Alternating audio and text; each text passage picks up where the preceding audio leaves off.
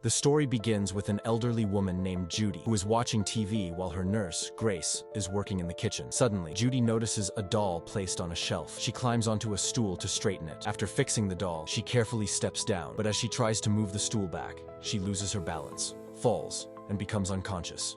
The next scene takes place in a hospital, where we see Judy's children, Megan and Noah. Megan explains that the doctor has said their mother has suffered paralysis and may never be able to speak properly again. However, Noah does not seem as devastated. Megan's husband, Diego, is also there with their 2 sons. After a while, Diego takes the children back home, and Megan and Noah go to see their mother. Seeing their mother's condition makes both of them emotional. Afterward, they leave the hospital. Outside, they notice a poor man they know named Doug. Later, they arrive at their mother Judy's house and find it messy and disorganized. They go down to the basement, where a leaking pipe has caused water and filth to spread everywhere. During this time, Megan notices a hole behind a wall panel. She starts breaking the panel to check it. As soon as the wall opens, a dead body suddenly falls out in front of them. Both are horrified. After calming themselves, Megan says she recognizes the tracksuit on the body. It belongs to a woman named Patty, who went missing in 1997. At that time, the entire town had been searching for her. They remember that back then, they were just children, and their mother had sent them to their grandparents' house for a week. When they returned, a new panel had been installed on the basement wall. Realizing this,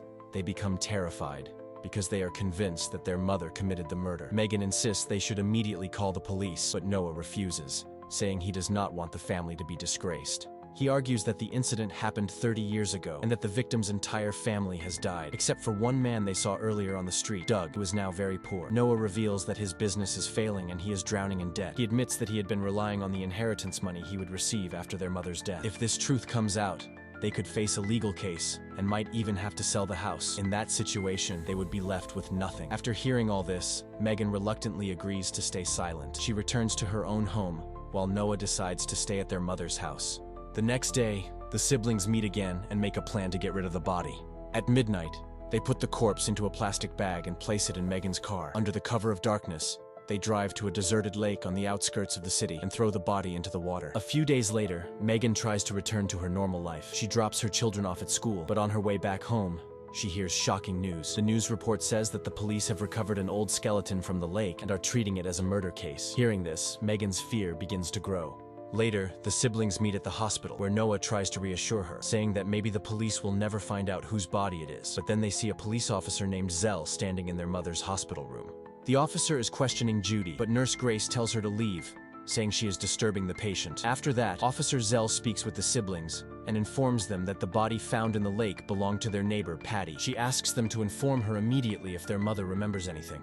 After the officer leaves, the siblings go to their mother and comfort her, telling her not to worry, because they are handling the Patty situation themselves. A little later, when they return home, they see Nurse Grace sitting by the pool. Megan, surprised, asks what she is doing there. Grace reveals that she knows their mother committed the murder. She explains that she had gone to the basement several times and had noticed the hole in the wall, but their mother never allowed anyone to fix it. That day, she went down to the basement again and realized that the siblings had removed the body. Noah asks her what she wants. Grace replies that if they give her $10,000, she will remain silent.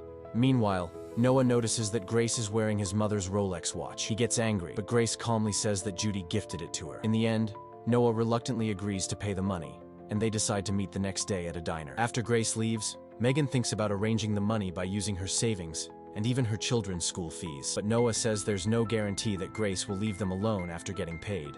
He suggests they contact a man named Body, their cousin, who is a dangerous criminal. Noah explains that they will give Grace the money, but at the same time, Body will threaten her so she never blackmails them again. Megan agrees. In the next scene, Noah arrives at a farmhouse, where he meets his gangster cousin, Bodie. After some conversation, Noah tells him that a nurse has been stealing from his mother and is now falsely accusing her of committing a murder 30 years ago. Hearing this, Bodie becomes concerned for his aunt and agrees to scare the woman. The next day, Megan and Noah sit in their car outside the diner. Bodie also arrives there.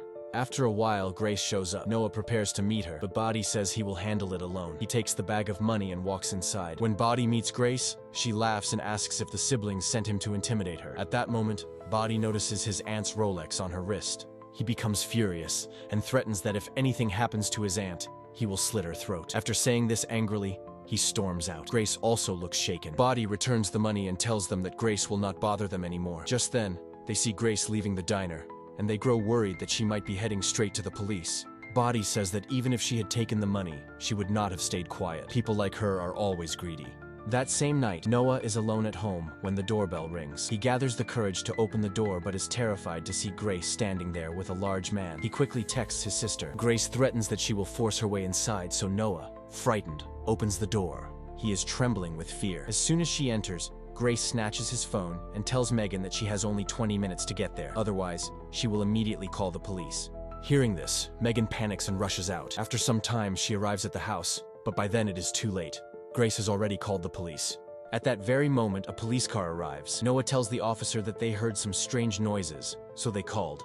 But everything is fine now. The officer steps inside the house to check. Noah introduces Grace and the large man as his friends. After looking around briefly, the officer leaves. As soon as the police are gone, Grace raises her demand. Now she wants $25,000. She says the money exchange will take place on a railway bridge. She also warns them that if she sees Bodhi again, she will immediately call the police. Before leaving, the large man punches Noah hard and later, while Grace is driving, the large man appears terrified. He admits he is not a thug at all, but just a regular hairstylist who has never fought anyone in his life. He asks Grace why she dragged him into such a dangerous situation. Grace reassures him that she will give him a share of the money. The next day, the siblings meet Grace at the decided location. Megan explains that in such a short time she could only arrange $22,000 and will pay the remaining amount later. But Grace refuses to accept it and threatens to call the police. In a burst of anger, Megan attacks her. The large man tries to stop Megan, but she pushes him away. He falls, hits his head on the ground, and starts bleeding heavily. Grace screams that they need to take him to the hospital immediately. Megan agrees for a moment, but suddenly Noah pulls out a gun and shoots the man. Grace panics and tries to run,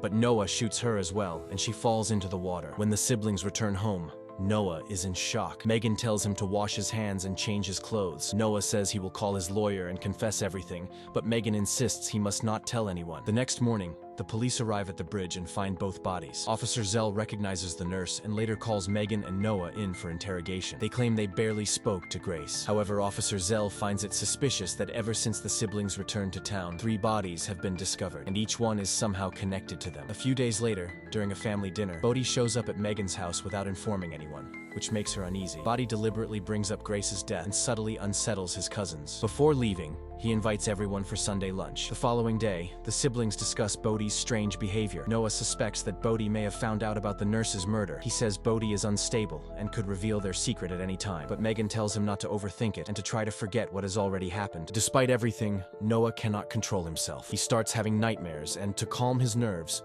begins taking drugs. The next day, the siblings go to Bodhi's farmhouse. Bodhi seems slightly disappointed that the kids did not come along. At Megan's request, he lets them inside and feels a bit embarrassed about how dirty and messy the house is. He then takes Noah into a special room filled with an impressive collection of swords and daggers. Bodhi picks up a weapon and jokingly challenges Noah to a duel. Noah accepts. They begin play fighting, but Bodhi quickly gains the upper hand. He points the sword directly at Noah as if he is about to strike for real.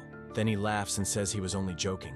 Just then, Megan rushes in and points a gun at Bodhi, thinking he is about to hurt her brother. Seeing this, Bodhi feels hurt that his own cousins believe he would kill them. Noah, panicking, tells Megan to shoot. Bodhi immediately runs outside. Noah grabs a knife and goes after him. Suddenly, Bodhi attacks him from another room. Armed with a sword and a crossbow, Bodhi begins chasing Noah. In the chaos, Megan also arrives. Finally, Megan shoots Bodhi. Seizing the moment, Noah stabs him in the back. Bodhi collapses to the ground. Noah bends down to check if he is really dead, but suddenly Bodhi strikes Noah's hand. Megan quickly fires another shot, finishing him for good. Afterward, she pulls the knife from Noah's hand and pours alcohol over it to clean it. Together, they dump Bodhi's body into a deserted lake. Surprisingly, Megan does not feel horrified. Instead, she feels strangely empowered. In the next scene, Megan tells her mother that she knows she killed Patty, but there is no need to worry anymore because she has handled everything.